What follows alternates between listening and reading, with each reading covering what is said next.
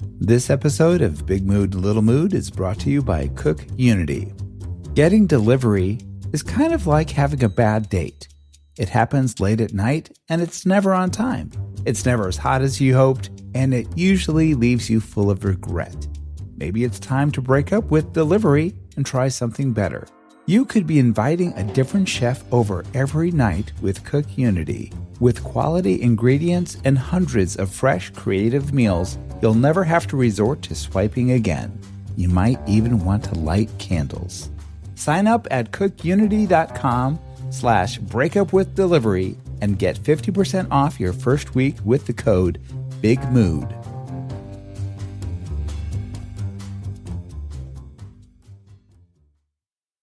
Just a reminder that Big Mood, Little Mood with Daniel M. Lavery happens twice a week. Slate Plus members get an additional mini episode or Little Big Mood every Friday. Sign up now to listen at slate.com/mood.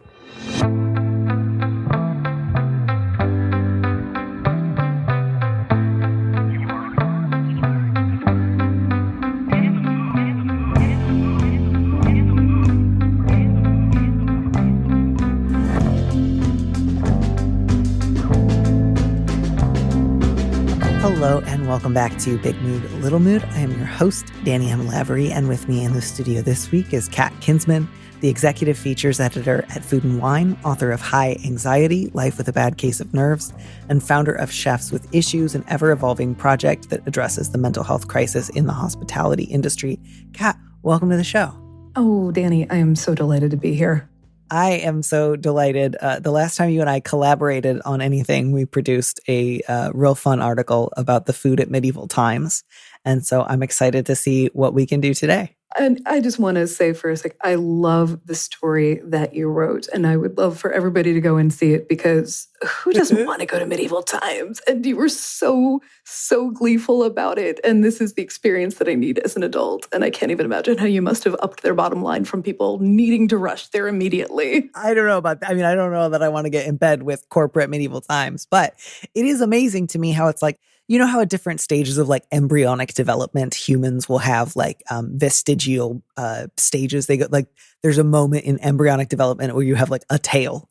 And it does feel like medieval times is that, like it is a vestigial remnant of like the 80s heyday of theme restaurants. And like all of the context that made it make sense is gone.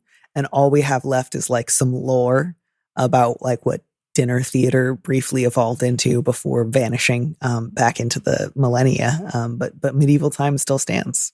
And it somehow still taps into that primordial stable ooze. I was in a van full of chefs this weekend, and somehow it came up. I was in Houston, and I believe there's probably one near there. I should check your exhaustive list of locations there. And everybody in the car said, ooh, medieval times, is that still around? And had some sort of really visceral memory of either wanting to go or having been, and gnawed on giant joints of meat. And you captured it really beautifully. I think you said it had the ethos of a spirit Halloween. Yeah. Well, not only if you were in Dallas, were you relatively near the Dallas location, you were probably also not too far from the ranch where medieval times is, as you know, the largest breeder of Andalusian horses in the United States. Well, I hadn't known that until you informed me. And because you were talking about the embryonic development of things. I think I was hardwired to be, I grew up in Kentucky. I was hardwired to be a horse girl, or I aspired to be a horse girl. A friend of mine had an actual horse, and I couldn't have been more jealous. That's pretty serious. Yeah, I don't think they were especially serious about it. It was sort of maybe their horse in name only. Maybe it was the bad coworker of the person who you cited in your story, who said that their best coworker was a horse and their worst coworker was a different horse. I hope so. A person can dream, but I was one of those horse girls. So that it has always appealed to me, but I didn't come from a theme restaurant going family, so I have missed. And I think you need to take me. I absolutely will. It is a done deal. It will happen. On a slightly different tack, before we jump into the letter, the title of your book, is it a Mel Brooks reference or no?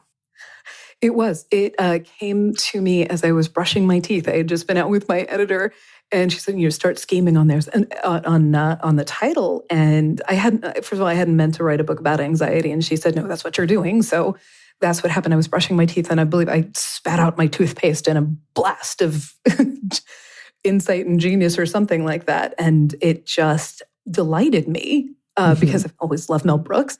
And it, whenever I pronounce it, I say, hi, anxiety, hi, comma, anxiety. Perfect. Which is not to be read. So I just try to punctuate with my voice there. I mean, that's just brilliantly done. It's such a solid movie, too. I think I didn't see it until later and had given it like mentally some short shrift, feeling strongly about like Young Frankenstein and Blazing Saddles. But like, even just like the Psychoneurotic Institute for the Very, Very Nervous, that's just a great line. That's just terrific. Like, as establishing shots go, you're coming out strong. It was that and not Mel Brooks, but that movie, Crazy People as well, somehow stuck into my psyche.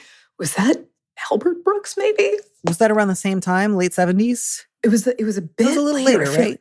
Yeah, I think so. But it was very formative, and it to me, and it was a bunch of people in an institution writing ads for things. Oh God, if you haven't seen it recently, that was the one please. With Dudley Moore and Daryl Hannah. Yes, and Paul as Reiser. All best things are. All-star cast. Oh my goodness! And Paul Reiser's having a moment right now, but thank God.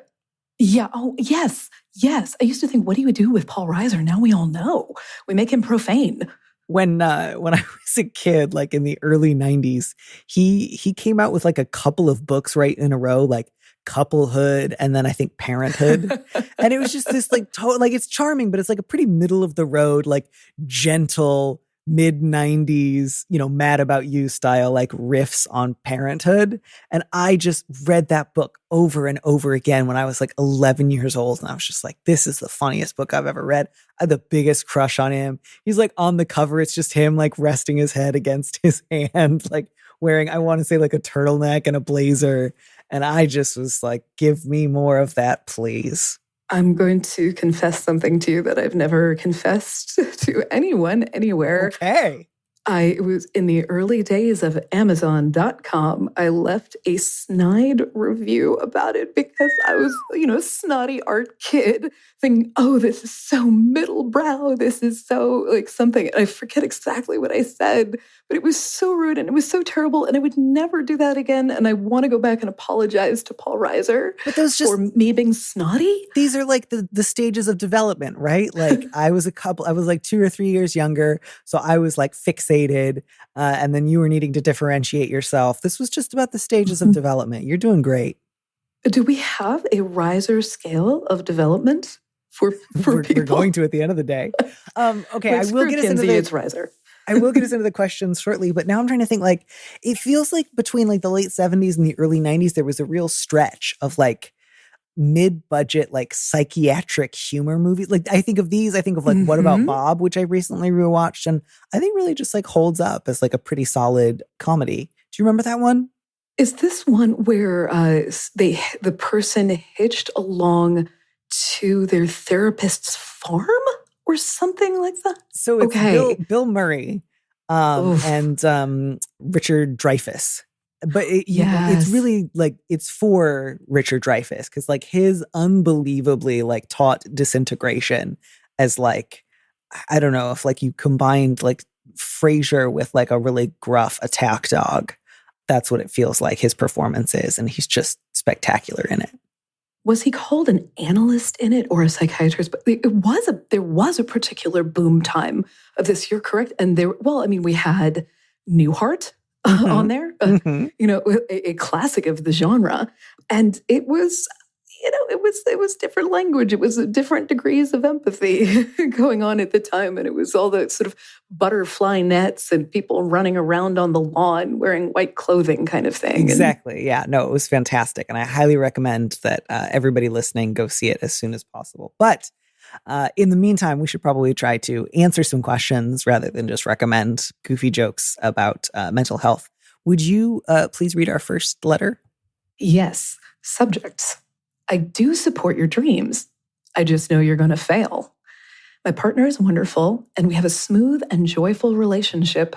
The only problem is his job, which is basically half customer service, half IT guy. The pay is terrible and there is no opportunity for upward mobility.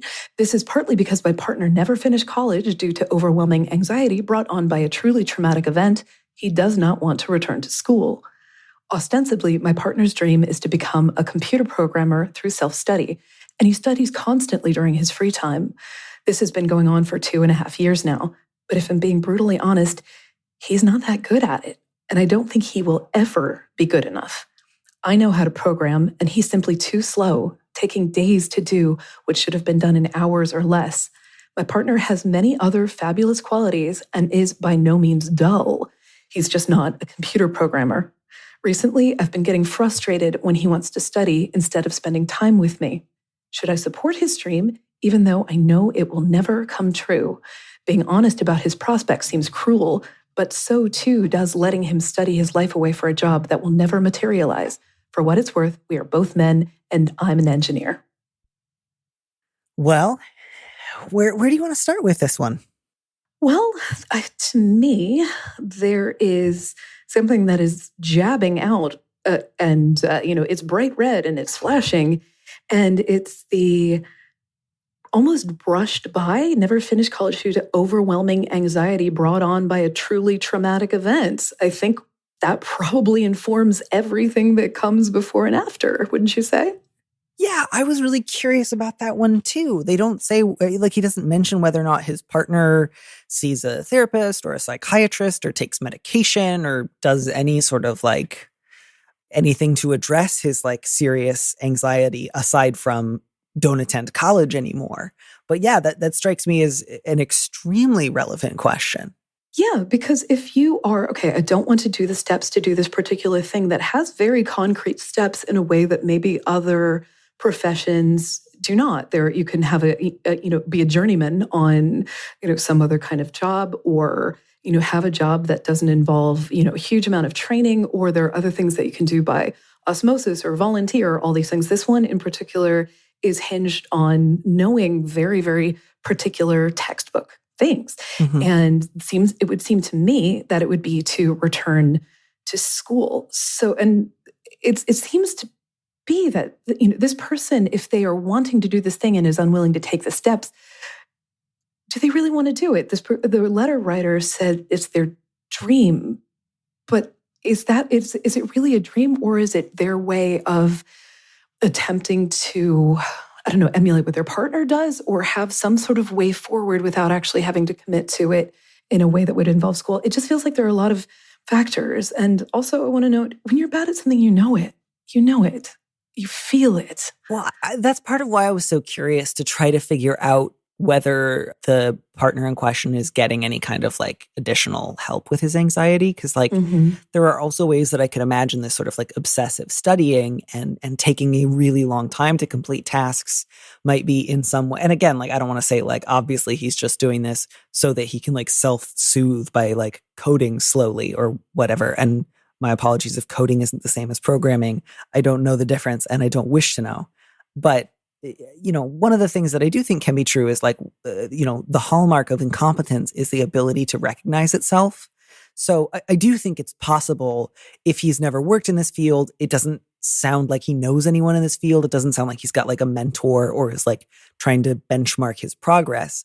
I do want to leave room for the possibility that I think it's probable that on some level he's aware he's not making much progress, but I think it is possible that he doesn't fully realize how bad at this he is. And I don't mean like could never get better, is garbage, should never have tried it in the first place, just like is way off the benchmark. Yeah, I wonder that, the partner is saying that they have particular authority in this field. Like, I mean, there's a reason that I didn't really date all that many other writers and editors, because it's a stressful thing if you're both in the same field. But, it sounds like the letter writer does have some actual metric for what this looks like. But I would be curious to find out if the partner who is doing all the studying has somebody else giving them feedback as well, or if it is only through the lens of the letter writer. Right. If they have been doing this and have gotten no positive feedback other than from someone who wants to take their money by ostensibly running some sort of training program, is anybody else in the world telling them this? Would it be worth it to, I don't know, talk with their partner's friends, or, sniff around grades? I don't know. It feels, I know that sometimes when I get into a place of stuckness and anxiety about having to try something new, and especially if there's some sort of sunk cost into it, I find I nest my procrastination. Mm-hmm. I do something that I know is a concrete task with a particular end goal to it that I can do. Boop, boop, boop. Here are the steps that I need to do to keep myself on track for this particular thing. And if there are these, comforting guards, they might not want to step outside of this thing, because that is really an incredibly terrifying thing to have to do. And especially if he's been spending all this time, he might feel a fool if he happens to understand that he's not so great at it. Yes. If he's embarrassed, if he abandons the mission at this point, that's a terrifying thing to do. And you're really worried that everybody else will judge you and the world will think poorly. And the truth is, if they see you suffering, they want you to stop doing that thing. And also, they probably haven't been paying that much attention to it. No one fixates on our own stuff as much as we do. Nobody's going to be thinking, oh, sir, oh, you failed with this or anything like that. They'll just think, oh, it wasn't for him. He decided to move on for something. So it's getting past maybe some of the shame and fear of abandoning that safe course that he's put a lot of time into. And so, of course, I realize a lot of this, I feel like we're on relatively solid ground speculating, but we are speculating. So in terms of what I want to advise this letter writer to do, I don't think it's go to your partner and say, hey, I think you're never going to be a programmer, and I suspect that you're not getting enough treatment for your anxiety. Here's what you should do now. It sounds like maybe the letter writer has not had many conversations, possibly any conversations with his partner where he offered input into this profession or into how his partner handles his anxiety. So obviously, like when that is the case, you don't want to come in too hot. You want to come in with like one or two open-ended questions, and then to ask, I'd like to encourage you to consider something, but no more than that. So I think number one, letter writer, I would encourage you to talk to your partner about, hey, how do you generally feel outside of like not going back to college, your anxiety is going? Do you feel like you're getting good care? Do you feel like you're coping well? Do you feel good? I just want to know more, and maybe like have a little bit of that conversation first. And then you can also, I think again, like it's appropriate. You've been dating a long time. He's been doing this for 2.5 years. It's fine to check in and say something like, how do you feel like your progress is going? Do you feel like you're any closer to a sense of what your next goal is? Or like, is it a job? Is it a test? Is it talking to somebody else in the industry? Like, how do you feel about that? And again, if he's just like, I haven't really thought about that, I've been feeling kind of tunnel vision, I've just been like trying to study, you might be able to offer some expertise. You might be able to make a suggestion where he might be able to talk to somebody else in the industry and get maybe some of that like harsher truths from somebody who's not also his partner that he wants to turn to for support. That doesn't mean you can't be honest if and when it comes up about like the pace at which you are progressing is not enough to get you a job in the next 5 years. But I would stop short of saying something like, I don't think you'll ever be good enough, like straight off the bat. I think you can rein some of that in, at least at the level of affect. Absolutely, because I remember every critical thing that a partner has, said to me, and they had different motivations for doing it. When I did date people who were also, visual artists or writers, it took a different weight on, because in one way I knew, that they knew, the context for what I was doing and all that. And part of me wondered about, is there some level of competition going on here as well? So, so there's some of that. But with my particular brain, I always interpreted, a lot of this as, well, you don't have faith in me. You don't believe in me. And whether that was true or not, that is what my anxious brain was doing there. And, I've been on both sides of the relationship with anxiety. I've been the partner and I've been the person who has anxiety as well. And, and it's an incredibly difficult and tricky thing to be the partner of somebody with anxiety, because they're going to do things that make absolutely no sense. But for some reason, offer some degree of comfort and safety to them. So if they have been caught up in this routine, maybe that is that comfortable and safe thing. And also looking at the letter, it says this has been going on for 2.5 years. Well, guess what else has been by this point? It seems like the timeline, I'm assuming that some of this stuff started during pandemic time when we were all having our anxiety circuits overwhelmed, and so many people clung to routine and they clung to safety because we didn't know what was happening next. And, I have my little tasks that I have to do every day that keep me tethered. I do Duolingo, I do Wordle and send my scores to a friend. I do spelling bee, and I just have these little rites and rituals. And it's terrifying if I am knocked off some of those kind of things, because the world has been spinning so fast, and those are some of the things that have kept me anchored. And to be a person and to be shaken out of that is a tremendously, terrifying thing to do.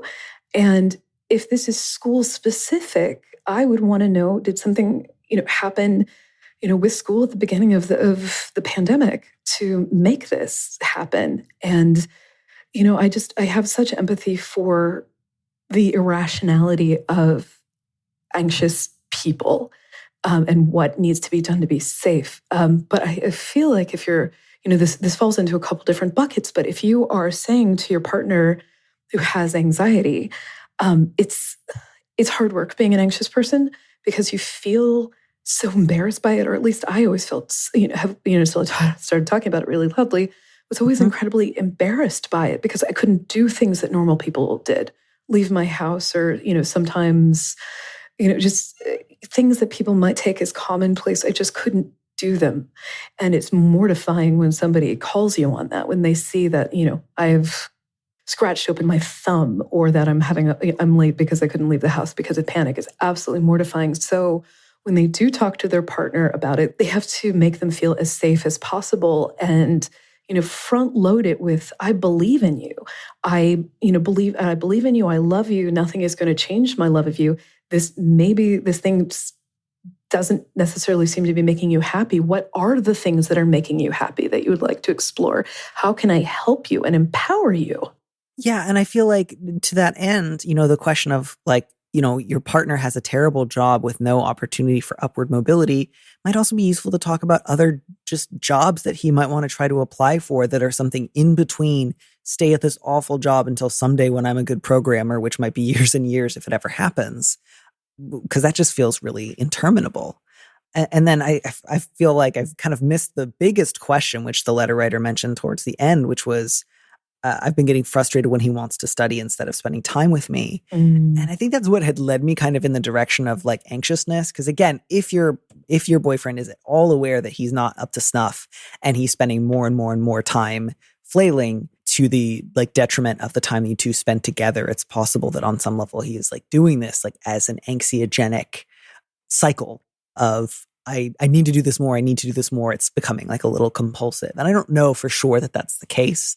But, I think you would have grounds to bring that up even if he were a great programmer, right? Even if he was programming at a blistering pace and was doing really well, if he was always choosing that over time with the two of you, you would probably want to talk to him about it then too. So again, you don't have to frame the request to spend more time together as because you're not doing a good enough job, you should instead hang out with me. If you were good at it, I wouldn't mind.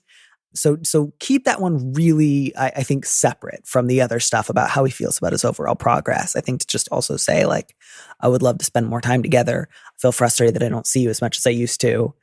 I miss it. Can we schedule more regular date nights? Or, is there a way that we can kind of renegotiate some of this time? Because again, I don't know that you're immediately going to, in one conversation, get him to say, you're right, this has been a total dead end. I'm going to go to therapy, stop trying to program and get a new job. And also spend a ton of time just hanging out with you. That'd be amazing. But I don't think that's a super likely first outcome. But I think one thing you can hopefully achieve is let him know that you miss him and start spending some more quality time together. And then two, just offer your availability as a sounding board and for some, modulated critique if he wants to check in more about his career. But if he's really avoidant or defensive or doesn't want to, I think don't push it. Just stay pretty neutral on that front and stay focused on what you do want, which is to spend more time together. And if he's just like, no, I'm going to get this. I'm going to become an amazing programmer. He'll find that out from the world soon enough, I think. Yeah. Sometimes you have to let somebody you love flail a bit, and that's really painful to watch. But I think there's an opportunity here to lead with joy and celebration. I love spending time with you. Oh my gosh, I wish we had more of that to do. And also, I see you working so hard, and and I just, does it bring you joy? What are the things that we can do to celebrate and enhance your life? And sometimes it seems like you seem so fixated on this and stuff, and I want to make sure that it's bringing you pleasure and joy. Is it? And offer them an out. Yeah, that way, and really celebrate it. Like, I'm not trying to fix you. Like, that's the thing. I think it needs to not come from I don't like this thing about you. You have to fix it. Instead, it's, how can I make you a happier person? How can I help guide you there? And I think that is a really, really loving way of doing it. And just so, like, I see all these beautiful things in you, and I want to celebrate those things and celebrate us and get us to a place where we're both feeling really fulfilled and happy. How can I help you get there? Yeah, and sometimes it can come as a real relief to admit to someone, I'm not doing a good job at this. Like, this isn't getting better. Yeah. And I do hope that eventually can become an outcome here. I could also see a situation where, like, if you do try to lead with a lot of like warmth and celebration, he feels a little bit like, it's potentially something that he could experience as condescending. Like, if you're really struggling and someone comes and says like, you're doing great, I love you, I value you, sometimes that can like exacerbate the defensiveness. And it's like, you wouldn't say that if I were doing well. But again, it really sounds like this letter writer really loves his partner. It doesn't sound like his partner's been super, super defensive. It just sounds like it's a slightly fraught topic. But as long as you don't go in with like, you suck at this, get over it. I think he'll probably be able to hear some of this advice and write us back. Let us know how this conversation goes. I would love to know more about what other options feel available to the two of you.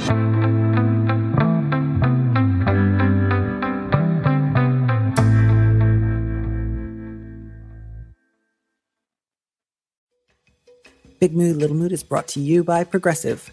What's one thing you'd purchase with a little extra savings? Would it be a weighted blanket? Would it be a smart speaker? Would it be some other new self-care trend that you keep hearing about? Well, Progressive wants to make sure that you're getting what you want by helping you save money on car insurance. Drivers who save by switching to Progressive save over $700 on average, and customers can qualify for an average of 6 discounts when they sign up. Discounts like having multiple vehicles on your policy. Progressive offers outstanding coverage and award-winning claim service. Day or night, they have customer support 24/7, 365 days a year. When you need them most, they are at their best.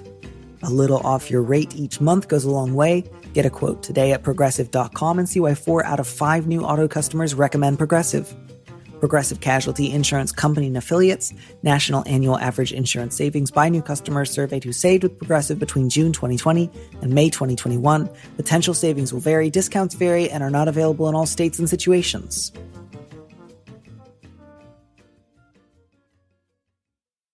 This show is sponsored by BetterHelp Therapy Online. Unfortunately, life doesn't come with a user manual. So when it's not working for you, it can be normal to feel stuck. Navigating any of life's challenges can make you feel unsure, whether it's a career change, a new relationship, or becoming a parent. Therapists are trained to help you figure out the cause of challenging emotions and learn productive coping skills, which makes therapy the closest thing to a guided tour of the complex engine called you, this side of Miss Frizzle and the Magic School Bus. As the world's largest therapy service, BetterHelp has matched 3 million people with professionally licensed and vetted therapists, available 100% online. Plus, it's affordable. Just fill out a brief questionnaire to match with a therapist. If things aren't clicking, you can easily switch to a new therapist anytime. It couldn't be simpler. No waiting rooms, no traffic, no endless searching. Learn more and save 10% off your first month at betterhelp.com/bigmood. That's BetterHelp, HELP.com/bigmood.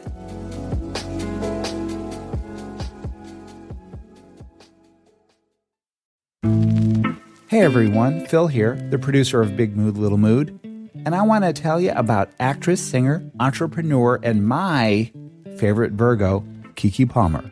She has a hilarious new podcast, Baby, This is Keke Palmer, and it's on Amazon Music, and you're going to want to check it out. Keke has a lot of burning questions that keep her up at night. For instance, Remember Tom from MySpace? Remember that guy with the smile and a little white t-shirt? What happened to him? She puts friends, family, and some of the hottest experts in the hot seat every week to ask them real questions we want to know, like, how has dating changed in the digital age? What would former child stars be if they weren't actors? These are the questions running through Kiki's mind, and she's letting us in on it all. Why? Because on Baby, This is Kiki Palmer, no topic is off limits. Listen to Baby, This is Kiki Palmer exclusively on Amazon Music. Download the Amazon Music app now.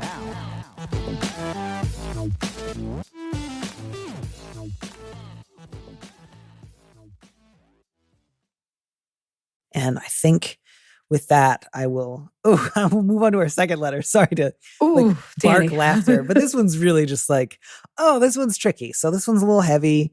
I really feel for this letter writer. I hope we can offer them some potentially useful advice. And I will long for the genteel days of my boyfriend sucks at programming. Okay, so the subject is tense family ties. I, 23, they, them, have a complicated relationship with my oldest brother, Tom. We had a pretty rough childhood, and when I was severely depressed, Tom was the only one I could talk to about it. I always wanted to be good friends when we were kids, but since I was 5 years younger, I was more of a pesky kid to him, although we're friends now. He's the first in our family to use my chosen name and validate my queerness, and he's always been a help when I need to vent about our parents and get support. There's an elephant in the room, though. Tom held me down and molested me at least twice when I was younger than 8. I don't remember everything about it, but I know that he did it under the guise of quote-unquote tickling. My biggest anxiety is that there's something more or something else worse that I don't remember. Now, Tom is firmly against sexual assault and has been helping his wife process her own traumas from a prior relationship in a really great, understanding way. I know he was still a child at the time and was probably curious. However, he knew that I admired him and used it to manipulate me, and this has had repercussions in my romantic life as an adult. I don't know what to do with my memories. It seems unlikely that he doesn't remember, but I can imagine he wouldn't want to broach the subject himself, possibly out of a worry it would trigger me. I'm sure he feels really guilty about it. I dislike having this elephant in the room, but I also feel extremely anxious at the idea of discussing it with him. I can only imagine being able to text about it with him, but that hardly seems like an appropriate method for that kind of conversation. I feel like I won't be able to move on until I bring this up with him, but I'm terrified of losing our friendship. I also don't know if it's productive to remind him of something he probably already regrets, especially if the only outcome is that things stay pretty much the same, that we both know this happened and both wish it hadn't. How can I get clear on my goals for this conversation, and how do I have it in a way that isn't horribly awkward and just bad for both of us? Shockingly, I feel a lot of like warmth and compassion for this letter writer. Yeah. I found the way that they were thinking about this really thorough, conscientious, caring. They seem like a really lovely person. And I just really, really, really wish nothing but the best for you, letter writer. My first thought as I was reading this was, I don't know if you have ever talked about this with anyone else. And I wonder if your goal is to have this conversation with Tom, whether or not it might benefit you to first have a version of this conversation with either a trusted close friend or a therapist or a member of a support group. And again, like with the express goal of my plan is to talk to Tom about this and first clarify what my hopes are for that conversation, what I might want from him, what I might want for myself, and how I will like continue to take care of myself throughout what will be, a challenging process. Because I think it will help you to feel like you have people to talk about this with in an ongoing way, not just write to an advice columnist and hear back once. Yeah, I feel such tenderness toward this person.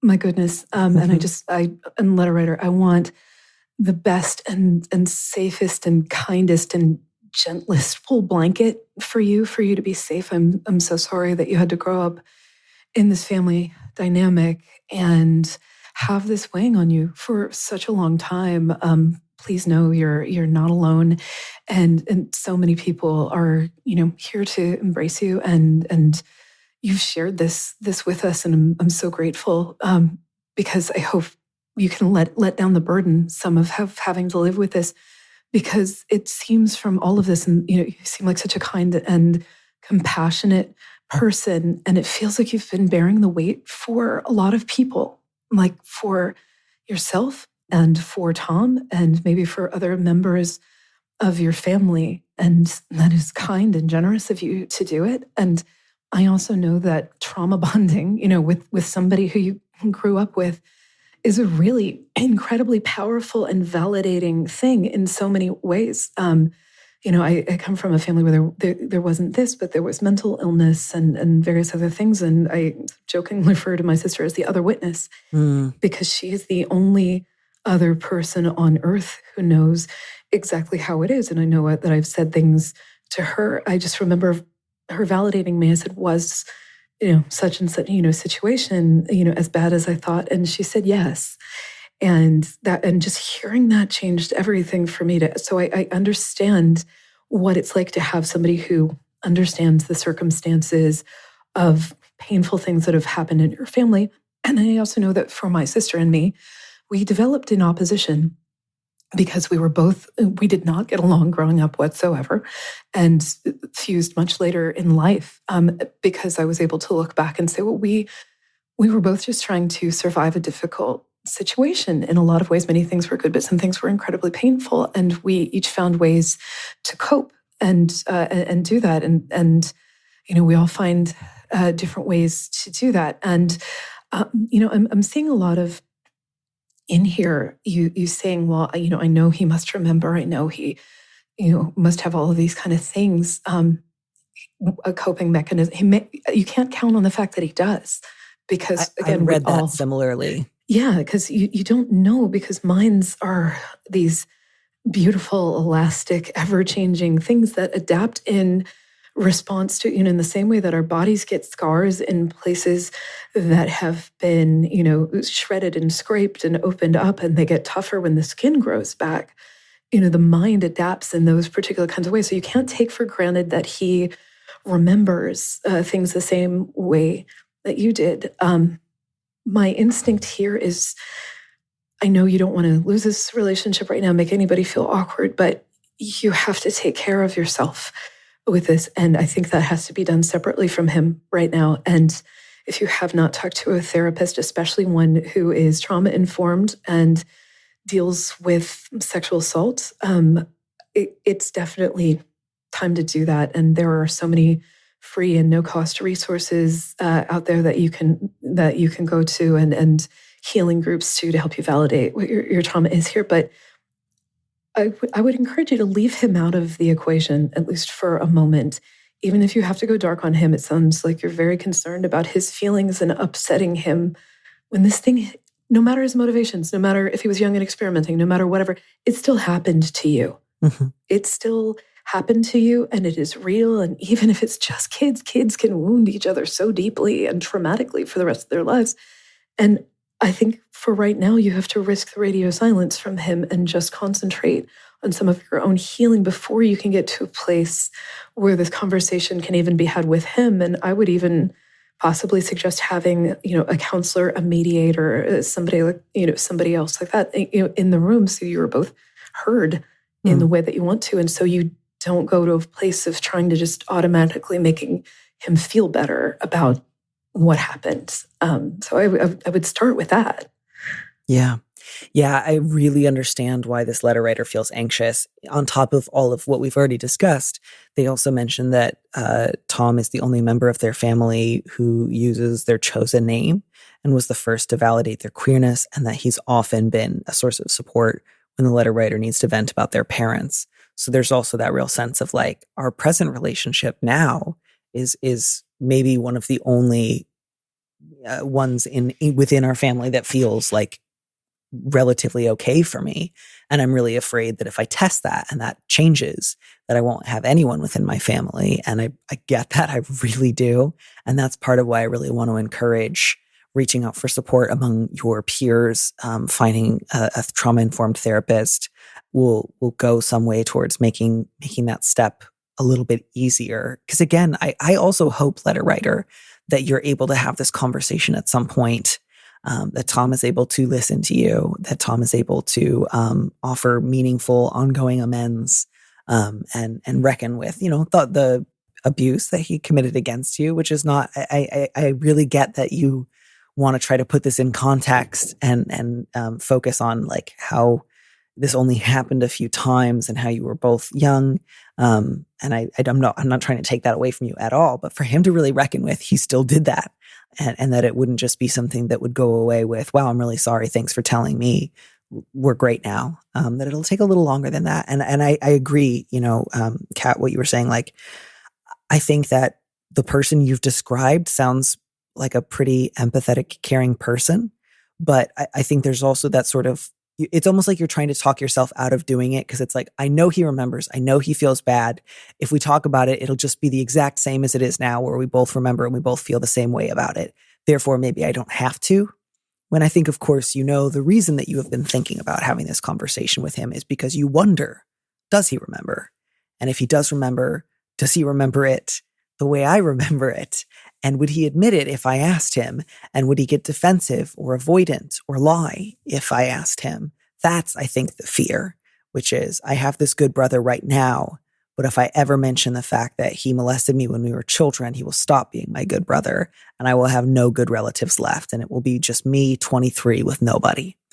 And that fear is real. And I hope that that's not the reaction that you get. But that's why, again, I really want to stress finding additional outside support. I want to mention just a couple of, again, I want you to do a lot of like research of support groups in your area, but a couple of places that you can start is the RAIN network, which is the Rape, Abuse, and Incest National Network. And that's just RAIN, RAINN.org. That has a lot of different resources. There are also some different support groups that I'm aware of. There's Survivors of Incest Anonymous, which is SIAWSO.org. And that has both like in-person and online meetings nationally, as well as like other literature. I believe they're like lightly modeled after 12-step programs. So there might be a spiritual component. I don't know to what degree that would be welcome to you. I'm not more familiar with this organization beyond just being dimly aware of them. So just flagging that in case that's something that doesn't work for you. There's also an organization called Hidden Water, which offers support groups and peer-led groups for different levels. So they have circles that are for people who have been victims of abuse. They have support groups and they're separate. Each one is separate. Like you would only be in a group with other survivors.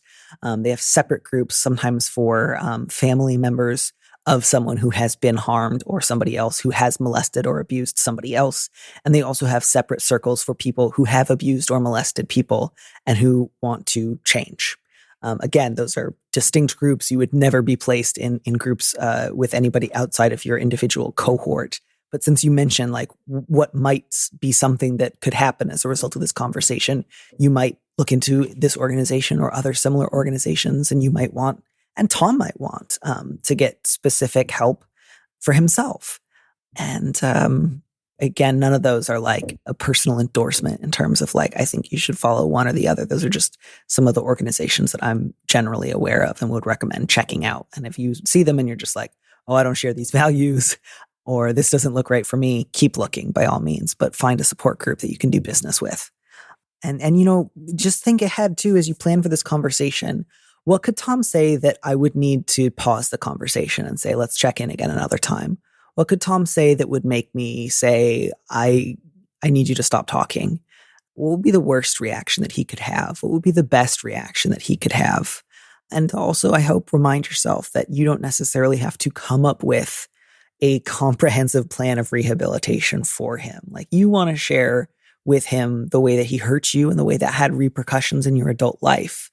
I don't want you to also give yourself the additional burden of, if I bring this up, I better have a plan for making sure that he can feel good about himself again. Right. I mean, it's back to the old cliche of put your own mask on before helping others.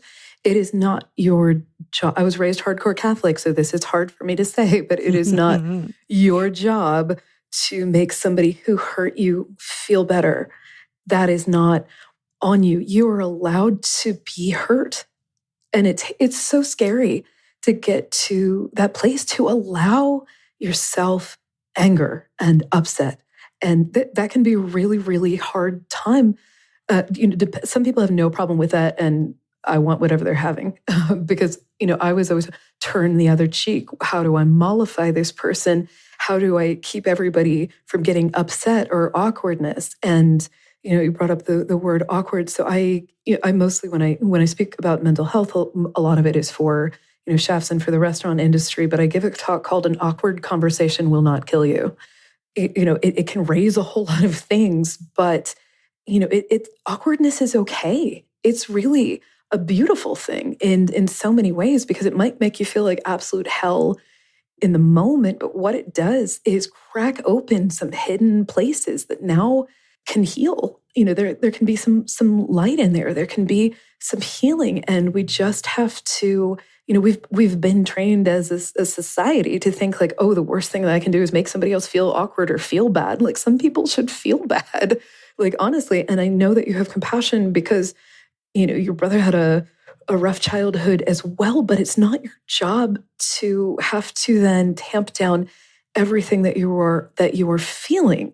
And I know that Tom is your family member, but chosen family is a real and beautiful thing that has saved so many people's lives, that I understand wanting to have that other person there who, was there for you when you were deeply depressed and saw, what you went through going up. And it is complicated by the fact that this person also hurts you. And you don't know what they're going to say, if it's going to be a complete denial or non-remembrance. And then do you go into a tailspin of second guessing if something already happened? So I think working a lot of this stuff out with a therapist, and even really having a mediator there when you're having this conversation, I think is incredibly important, because you're a compassionate person who wants to take care of other people, and you may run into the real possibility that he says it never happened or that he doesn't remember it. That doesn't mean it didn't happen at all. And having a professional there is a really good thing. And if you are afraid of being cut off from your family, please know that there are so many other ways to create family. I think so many people have had to put up walls with their family because their family is a source of harm and pain, and it goes against the social narrative to eschew, a person's parents or their siblings or their aunts, their uncles, whatever. But blood doesn't necessarily mean virtue and obligation if it is a source of harm to you. If this is the one person, there are so many other people out there who you can rely on to be present for you, to show up for you, to be that other thing, that role that a family fills. And I would really, really encourage you to shore that up in your life, however it happens to look. It might not look like that regular narrative, but it doesn't for a whole lot of us. And that is absolutely valid and okay and beautiful. And chosen family is not less than blood family in any way. Again, if you hear all this, letter writer, and you're just like, this sounds so fucking intense, I can't stand it, you don't have to do any of this. Nope. So these are all options available to you. And I want you to feel really free to continue thinking about what this kind of conversation might look like. But I just really want to stress, if you hear this and you're just like, my stomach just fell out through my feet, it's your call. You get to have this conversation when you want. And on your own terms. And that includes, by the way, letter writer, you say, I can't really imagine having this conversation over text. And I fully get that for a number of reasons. But I imagine at least part of what texting would be able to do for you would be, it would enable you to say something really difficult without having to, be in the same room as the person who molested you, and without worrying you might get interrupted, without worrying, if he says it didn't happen and I'm just in the room with him, what'll I do? Like, it does put some, valuable distance in between you and his reaction. So if you do decide you want to pursue it and you want to initiate it over text, I think that's pretty understandable. And again, that doesn't mean you have to have the whole talk over text.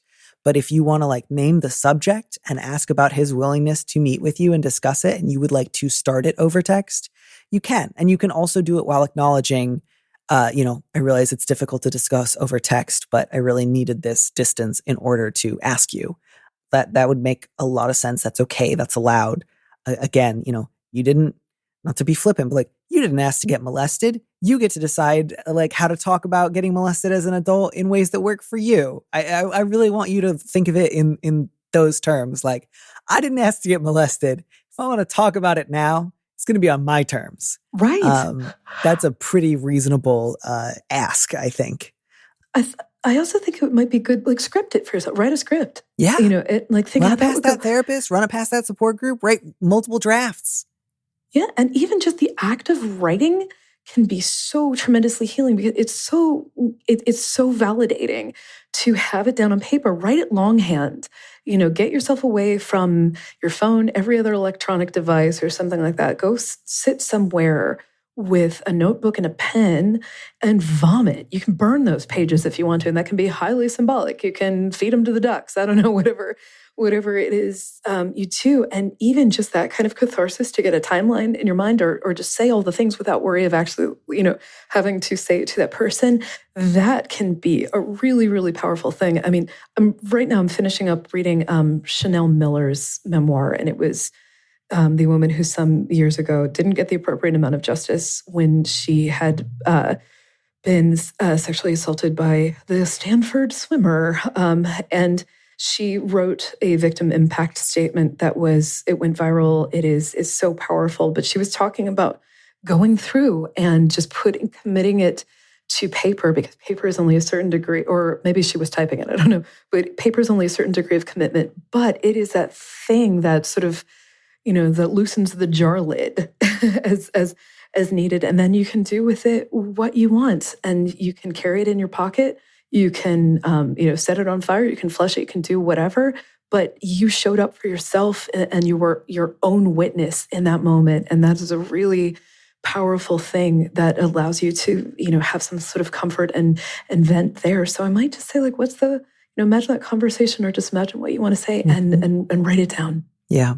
Yeah. And letter writer, you say, I don't know if it's productive to remind him of something he probably already regrets. And so I'll just kind of end with, it would be productive if you got to, speak honestly about what he did to you. If that felt important to you, that would be productive. And for him, it would be a gift. It would not be comfortable or fun or easy. But if, he really is the kind of person that you described now, and he truly, truly regrets molesting you when he was young himself, this would be one of the best things that could happen to him. It would give him a chance to be honest. It would give him a chance to reckon with what he did. It would give him an opportunity to try to make, ongoing living amends, to deal with it, to process it, and to, live life on a different foundation than just, boy, I hope she doesn't remember. Boy, I hope we never have to talk about it. So that's one way that it could be productive. And again, that doesn't mean you should or shouldn't do it for the virtue of like improving his soul. But just if part of you is afraid, there's no point. A possible point for you would be like real freedom and honesty, and a possible point of productivity for him would be a chance to, get right. So again, you never have to do this if it doesn't feel right to you. But if you ever decide that you want to, I want you to have so many people in your corner. I want you to have a script. I want you to get a chance to say it over and over in your head, to think about exactly what you want to say, to make plans with a friend afterwards, to like go on a long walk, get tea together so that you're not going to be like alone or in an like open-ended 5-hour conversation with him with no end in sight where you're like, wait, I haven't eaten lunch yet. I'm freaking out. Yeah. Aftercare is absolutely a question I like to ask people is, what are you going to do to be kind for yourself tonight? Or what are you going to do to be okay tonight?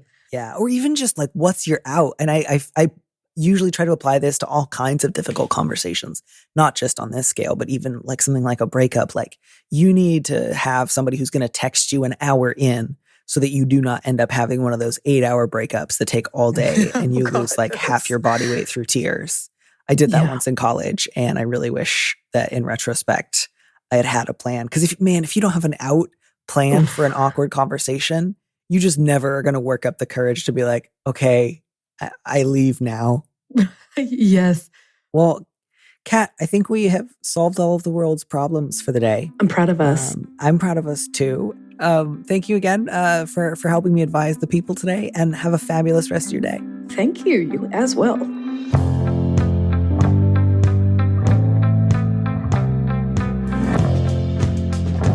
Thank you for joining us on Big Mood, Little Mood with me, Danny Lavery. Our producer is Phil Circus, who also composed our theme music. Don't miss an episode of the show. Head to slate.com/mood to sign up to subscribe or hit the subscribe button on whatever platform you're using right now. Thanks. Also, if you can, please leave us a review on Apple Podcasts. We'd love to know what you think. If you want more Big Mood, Little Mood, you should join Slate Plus, Slate's membership program. Members get an extra episode of Big Mood, Little Mood every Friday, and you'll get to hear more advice and conversations with a guest. And as a Slate Plus member, you'll also be supporting the show. Go to slate.com/mood plus to sign up. It's just $1 for your first month. If you'd like me to read your letter on the show, maybe you need a little advice, maybe some big advice, head to slate.com/mood to find our Big Mood, Little Mood listener question form, or find a link in the description on the platform you're using right now. Thanks for listening.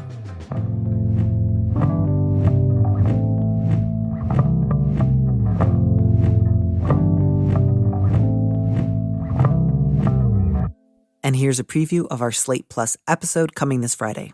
If somebody is has enough presence of mind to say, are you mad at me or are you mad at yourself for not setting boundaries that I choose to set? They've got enough presence of mind to stop yelling. And again, I'm with you. I get that there's yelling versus screaming. I get that sometimes raising your voice during an argument is not necessarily a sign that you need to break up. But letter writer, it's also fine if you're just God, she yells and then when I stop yelling, she doesn't stop and she's bitchy about it. You might just decide she's kind of an asshole sometimes. And you get to decide, do I think she's an asshole enough of the time that I'm no longer as thrilled about this relationship as I thought I was? To listen to the rest of that conversation, join Slate Plus now at slate.com/mood.